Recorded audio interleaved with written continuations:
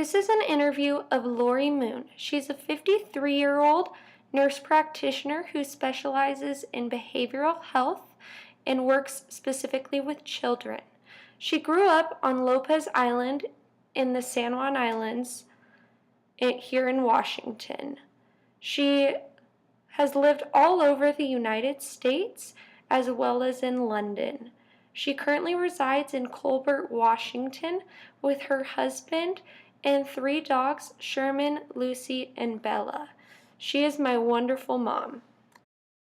I define feminism in a woman being confident and knowledgeable enough that she knows that she can do anything she wants to do. She can pick anything she wants to pick, and I believe that she should have the right to do that.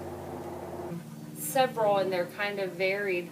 I had a mom who was the traditional mom of the 50s. She stayed home and was a stay-at-home mom, and a dad who supported the family. And so I think that played hugely into sort of my early years of gender roles. But on the flip side of that, every single day I think that I can remember they told us that we could be anything that we wanted to be. So my mom was a stay-at-home mom because she wanted to be. Prior to that, she had her degree as a teacher, and my dad had a master's. The thing that was most important to them was not necessarily anything affiliated with gender. It was more that we got an education, and that was hugely important in our family. I can remember from very early years, I wanted to be my brother. Not a boy, so I asked for a BB gun at 10, and I asked for a 22 at 12, and I just wanted to be everything he was. So I don't know, it was kind of funny. Even though I was in a traditional home, they were encouraging us just to shoot for the stars. My mother's family is a picture-perfect representation of what exactly Makers was talking about. My grandma actually always jokes that she went to college just in case she didn't meet her husband, which is exactly what Makers touches on. Women of the 50s and 60s went to college just in case they needed a fallback plan. That was my grandma. And my mother was raised in a home exactly like the documentary talks about, where the male is the moneymaker and the female stays at home and takes care of the children. I think that when I was younger, there's been huge change as far as gender roles from when I was probably, exiting high school till now.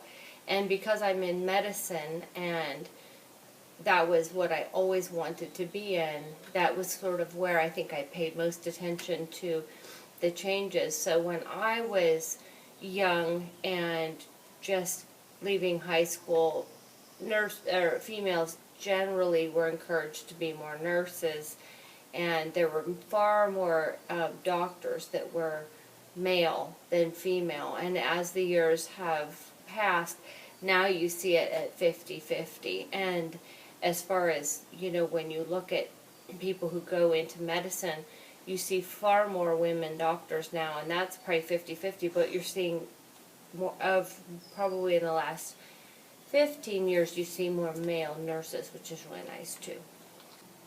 I think my most challenging experience as a woman was going back and getting my master's as a single mom. But it didn't have anything to do with being a woman. It had everything to do with being busy and feeling at the age of 42 like maybe I wasn't smart enough to go back, and the worries and you start to talk yourself out of things. At least I did. So it had nothing to do with being a female and everything to do with courage. Education is power to me. I think that the more knowledgeable, articulate, and educated we are, that is where power is, because it's in bright minds. People don't always choose to, use that for power, but I believe, in my mind, that holds the power. No, I don't think they have to work harder, but I think that a lot of times we are, and especially in my generation, we were taught to, be kind, be good, be nice as a gender role, And it's sort of when you are taught over and over to, be gentle or be nice, it is sometimes hard to um, be willing to stand up and verbalize something outward that you're afraid may hurt feelings. And part of that is important. And if you're gonna, you're talking about power, there is a lot of need for the ability to stand up and confidently exert yourself and express yourself. So I think that that can be difficult. I think social media is a huge problem because it's not how social media presents women, it's how women present themselves on social media. You see so much, you see so many, just women of all ages showing the perfect world or the perfect home or the perfect life, and they have this need to make everything appear perfect in their lives. And so it's not social media, social media is the avenue that they use. But when we do this, and we do it in the media all the time, is we're setting people up for thinking that they are less than perfect, or that they need to be a certain way. They need to be thin, they need to be beautiful, they need to have, flawless skin and perfect hair and a perfect body. And they do it in the media, it's already done for us, but then we do it to ourselves in social media. Who were some of your role models growing up, and what did you admire about them? My mom and my dad. Mm. Sorry. I admired their faith. I admired how much they loved each other and how kind they were to each other. And I admired the fact that, especially with my dad, that he taught me not to judge. You don't judge people. And I just, everything about them I admire. I admire how hard they taught us to work, how much, how they always explained that it was just so important to get an education. I remember my dad would always say there are certain things that people can never take from you. They can't take away your faith, and they can't take away your knowledge.